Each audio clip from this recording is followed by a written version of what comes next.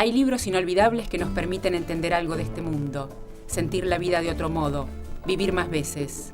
En este ciclo elegimos 10 de los más bellos y diversos, y los escritores nos cuentan cómo los leyeron y cuál es el misterio que los vuelve tan preciados. Yo veía que los surrealistas buscaban en la vida diaria elementos maravillosos que conseguían difícilmente, muy a menudo haciendo trampa, muy a menudo reuniendo elementos para crear una realidad maravillosa que había sido prefabricada, cuando todos esos elementos maravillosos los teníamos en América Latina.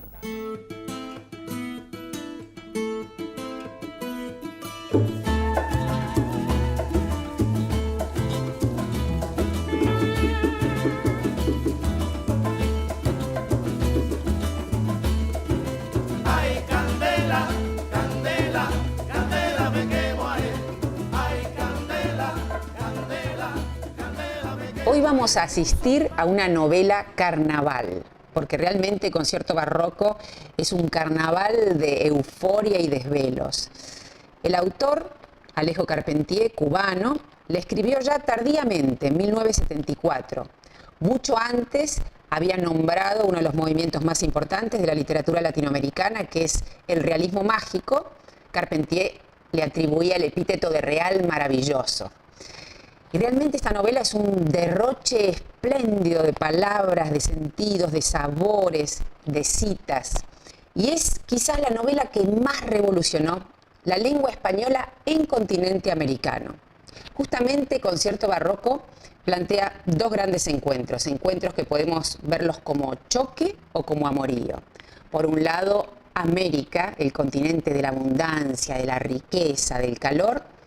Por el otro, la fría, fatigada, pero exquisita Europa.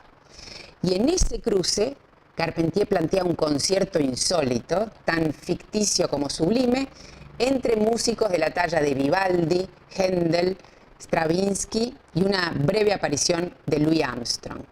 Los invito entonces a asistir a esta fiesta de la literatura.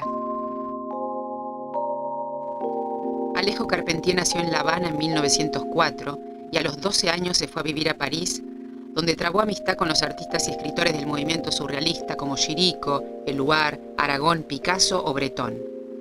Viajó a Haití en el 43 y ahí comienza su creación más fecunda, en la que plasma las contradicciones y bellezas entre América y Europa. Le atribuye al Nuevo Mundo inocencia, virginidad y abundancia, mientras que califica al Viejo Mundo de decrépito y decadente. Esto aparece en sus novelas como El reino de este mundo, Los pasos perdidos, El siglo de las luces, El recurso del método o La consagración de la primavera. Fue el autor del término real maravilloso, en el que también se inscriben escritores como García Márquez o Juan Rulfo.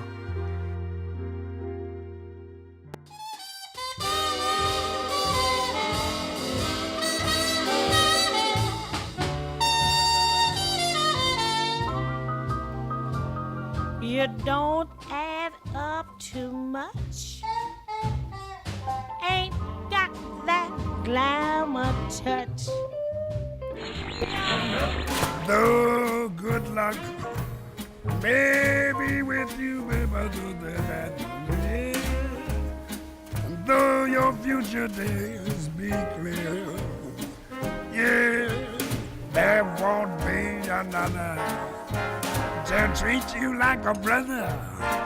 Yes, some days are rainy days.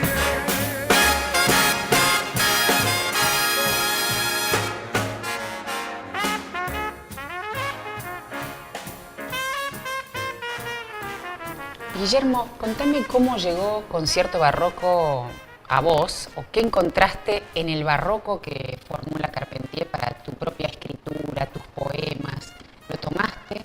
Y creo que todos, no solamente yo, lo leíamos con una especie de entusiasmo de ascripción automática, de cheque en blanco que le firmábamos no solo a Carpentier, a García Márquez, a Roa Bastos, a Cortázar, a Onetti, a Rulfo, a Vargas Llosa, a Lezama, algunos que eran repescados por ese fenómeno y que venían produciendo una obra muy importante de antes, como el caso del propio Cortázar o de Onetti, bueno, el propio Lezama, sin duda.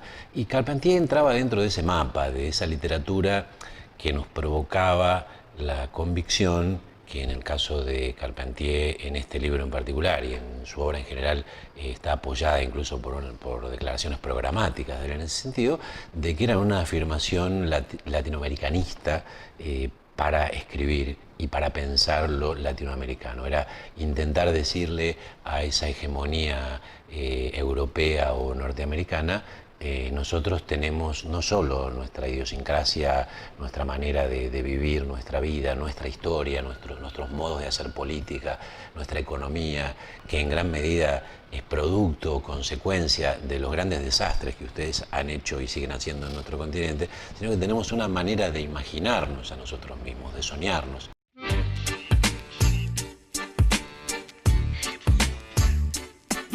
De plata los jarros de vino amartillados por los trabajadores de la plata. De plata los platos pescaderos con su pargo de plata hinchado sobre un entrelazamiento de algas. Y el amo, que de bata solo hacía sonar la plata de cuando en cuando, al orinar magistralmente, con chorro certero, abundoso y percutiente, en una vasinilla de plata. Quería preguntarte ahora por esta dupla que suele haber en la literatura, que es el indiano y Filomeno. ¿Cómo es esta pareja? También, ¿no? Por un lado, le entronca con una relación entre amos y criados que es también del barroco. No son relaciones de amos despóticos que no le dejan a ese criado un lugar para la opinión, y para ponerse, aunque sea ilusoriamente por momentos, en un plano de igualdad. Pero sí ya se empieza a ver una relación mucho más informal, mucho más confianzuda entre ellos, y también una cierta dialéctica donde por momentos efectivamente la verdad, la lucidez está del lado más del criado, en este caso de Filomeno, que del amo. Claro que después incluso se lo puede encontrar esto en Watson y Sherlock Holmes, digamos. Absolutamente. Esas parejas donde hay una pesquisa. Claro, donde hay, claro, la pareja desde el punto de vista social es mucho más pareja, literalmente. En este caso es un negro. Clases. No olvidemos ese dato, un negro americano, que hijo, digamos, esclavo, además, porque todavía no se ha independizado, no es solo el sirviente, digamos, además es propiedad de su amo. Vemos incluso cómo esa relación amo-esclavo no es como la que encontraríamos, sería impensable ese vínculo, digamos, entre un amo sureño, terrateniente, dueño de plantaciones de algodón y de tabaco en el sur de los Estados Unidos, y un esclavo al que le daría latigazos si se atreviera a contradecirlo en público o a imponerle su opinión sobre la del amo, ¿no? Y en cuanto al origen de las palabras, ¿hay también el rastreo de palabras remotas o ya extintas? Esa manera de hablar el español medio líquido, sin articular, esa cosa floja del Caribe, ¿no? Con todas sus flexiones. Yo estoy haciendo una parodia que cualquier caribeño condenaría en este momento, pero digo para que nos entendamos. A mí siempre me suena un poco extranjera. Y digo esto porque en muchos países de América Latina se habla un español mucho más castizo que el que hablamos, no diría en la Argentina, sino en el Río de la Plata. Si uno escucha a un santiagueño hablar hoy, va a tener la sensación de que está mucho más cerca de un colombiano que de un porteño. Nosotros no usamos nunca los tiempos compuestos, por una cuestión de velocidad, necesidad de venir, andar, ¿no? Esa cosa que es como más italiana, ¿no? Viani, vedi, ¿no? Senti. Y se parece un poco más a esos usos del cubano, incluso a veces del mexicano, del colombiano, del venezolano, donde pareciera que hay una urgencia menor y tal vez ha habido menos contaminación. Ahora, ¿qué te parece que le hizo Carpentier a la lengua?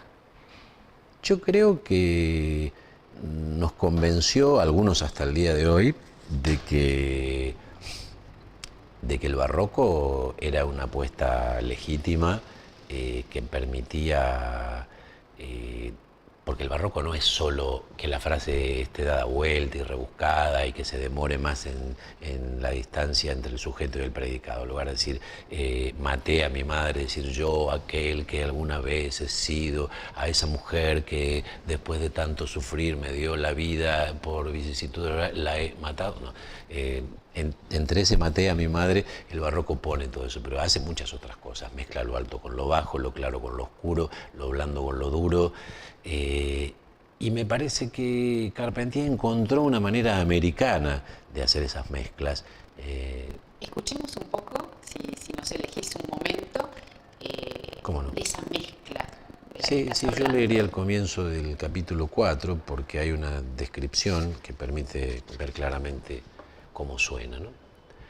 En gris de agua y cielos aneblados, a pesar de la suavidad de aquel invierno, bajo la grisura de nubes matizadas de sepia cuando se pintaban abajo sobre las anchas, blandas, redondeadas ondulaciones, emperezadas en sus mecimientos sin espuma, que se abrían o se entremezclaban al ser devueltas de una orilla a otra, entre los difuminos de acuarela muy lavada que desdibujaban el contorno de iglesias y palacios, con una humedad que se definía en tonos de alga sobre las escalinatas y los atracaderos, en llovidos reflejos sobre el embaldosado de las plazas, en brumosas manchas puestas a lo largo de las paredes, lamidas por pequeñas olas silenciosas.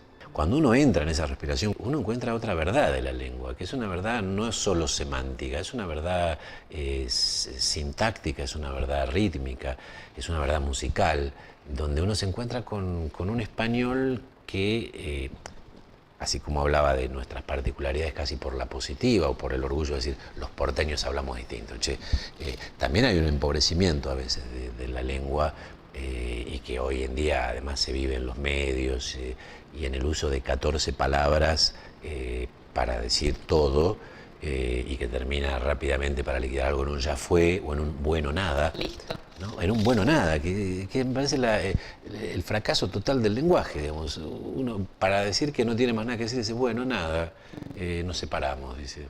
¿Cómo? ¿Pero no me vas a contar más nada? No, bueno, nada. Me parece que Carpentier va en contra de eso, y es absolutamente saludable, que nos obligue a pensar en un diccionario mucho más frondoso. No hay que confundir el localismo necesario, es decir, la palabra que designa una cosa concreta, para la que no hay palabra, y hay que usar la palabra que ha surgido de las entrañas del pueblo, con las cosas que se refieren a lo que llaman los franceses el argot, o lo que llaman los norteamericanos el slang. No hay que caer en un cierto idioma de vida efímera que nace al calor de la fiesta, al calor de... Y generalmente el slang o el argot se modifica con una rapidez enorme y dura 20 años. Pero en lo que se refiere a las voces que señalan cosas concretas de nuestro mundo, creo que tenemos el deber de enriquecer el idioma.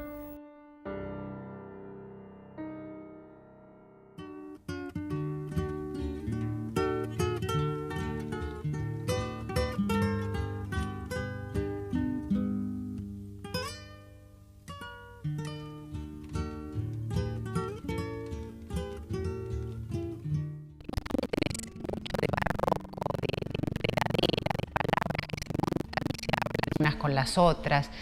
Así que me interesa mucho tu relación con el barroco. Bueno, no sé si es solamente una relación visual de ver barroco, pero la primera vez que apareció ese nombre en mi vida fue cuando estuvimos enseñando literatura latinoamericana en Francia, y había de pronto ese nombre que circulaba.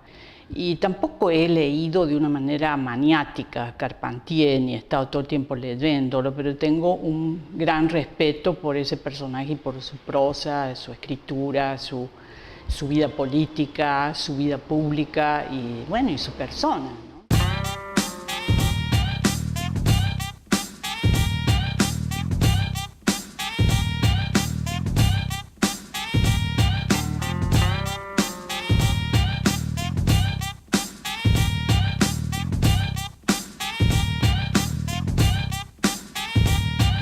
Dorado y creciendo maduro en mi tierra, listo para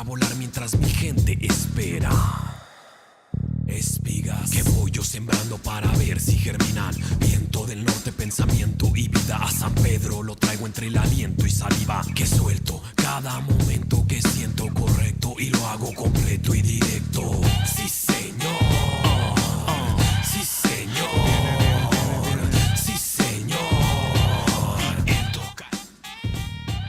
Vos que has vivido en México y que tenés una relación muy próxima con la historia mexicana, justamente en Concierto Barroco se plantea como el choque de las culturas, casi como un carnaval. Hay una proliferación tal de color, de formas, de ruidos, de especias, de olores, de colores, que ahí sin darse cuenta uno está bebiendo, comiendo y relacionándose con el barroco. Ahora también la exuberancia la toma Carpentier para convertir al lenguaje en una especie de boca que prolifera. Exactamente, es como bueno, en realidad él tiene un texto en donde define que su elección es el barroco y que América Latina o Latinoamérica, como quieras decirlo, es barroca.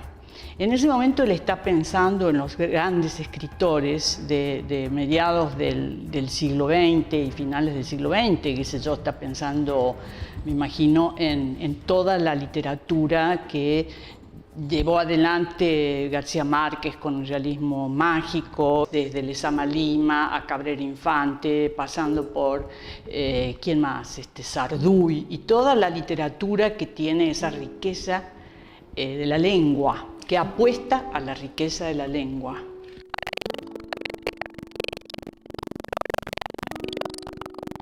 Yo creo que los cubanos son mucho más que García Márquez en ese sentido, ¿no? Porque el prodigio en García Márquez es más fáctico. Es interesante lo que decís, porque sí, diferenciar a García Márquez, sacar a García Márquez del realismo mágico, sí, pero y pensar que eso es más una trama argumental que una trama de la lengua, como lo sería en Carpentier, porque el Concierto Barroco es exactamente lengua con música.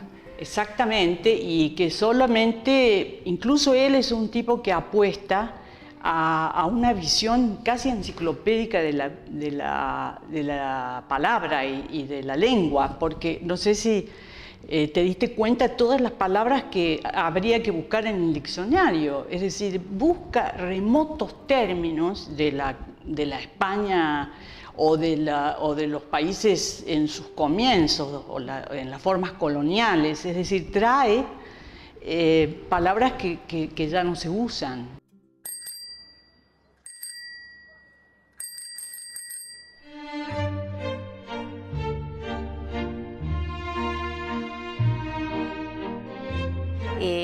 En ese famoso concierto que prepara Vivaldi de Moctezuma, el concierto es algo que incluye también a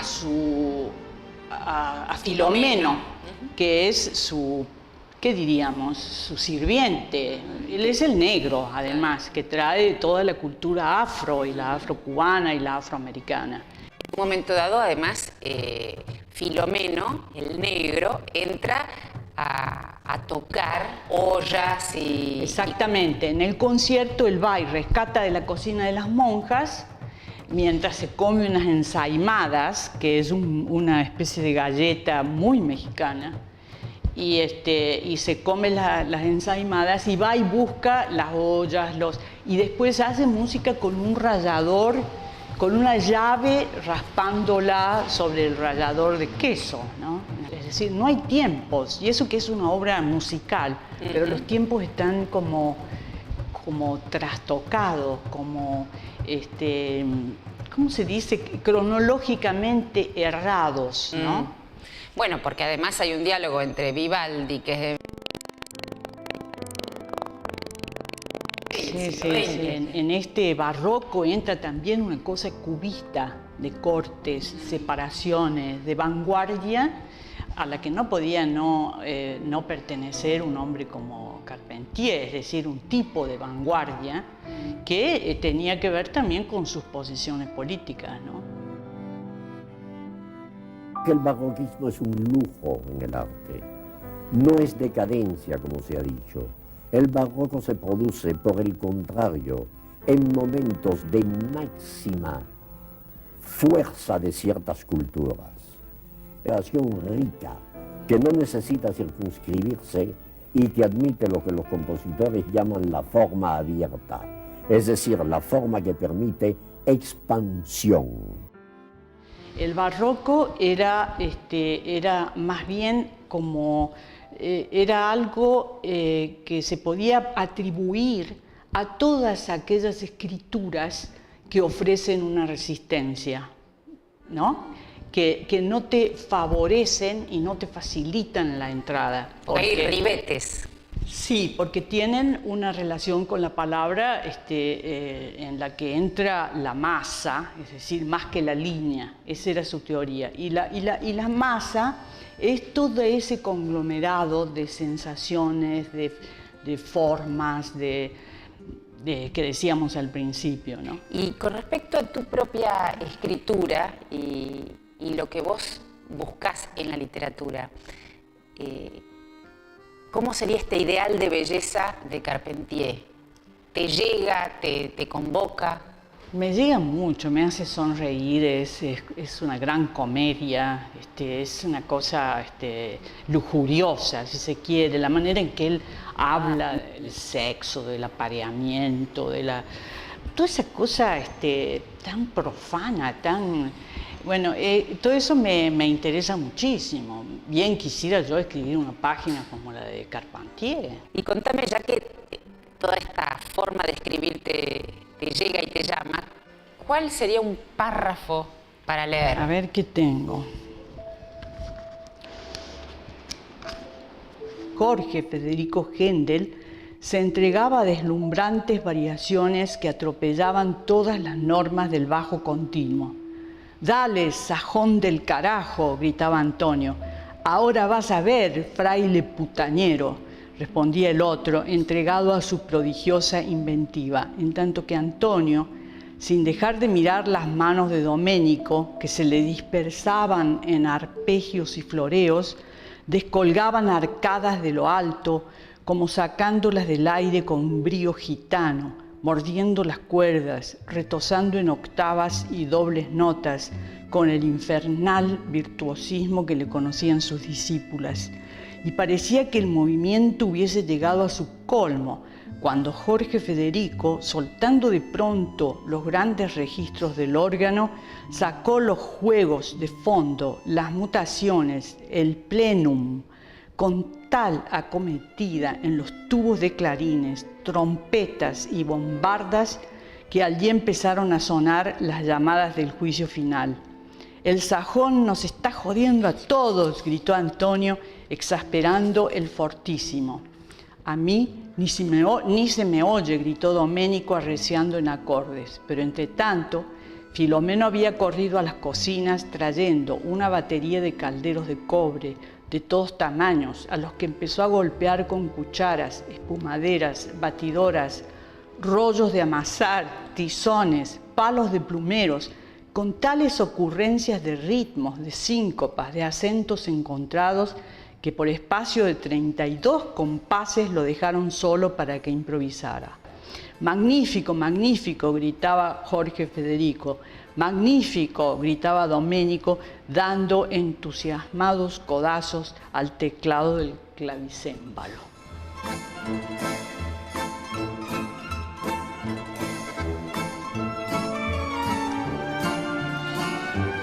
Concierto barroco, de Alejo Carpentier.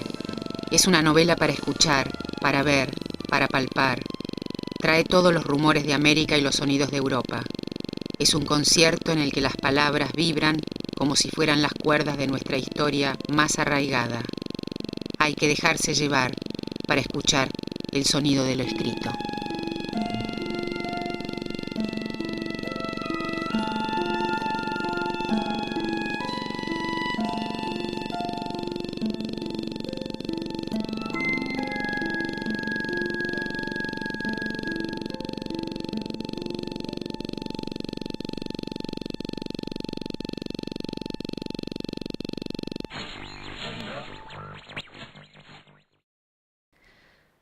Con Tununa Mercado y Guillermo Saavedra escuchamos este maravilloso concierto de la literatura latinoamericana, esta lengua que modula Carpentier, llena de sonidos, de sabores, de voces, riquísima, que mezcla arcaísmos con eufemismos, con dichos populares, inventando una gran pequeña novela. En el próximo programa leeremos juntos otra vez un libro inolvidable, Aquellos que nos hacen distintos.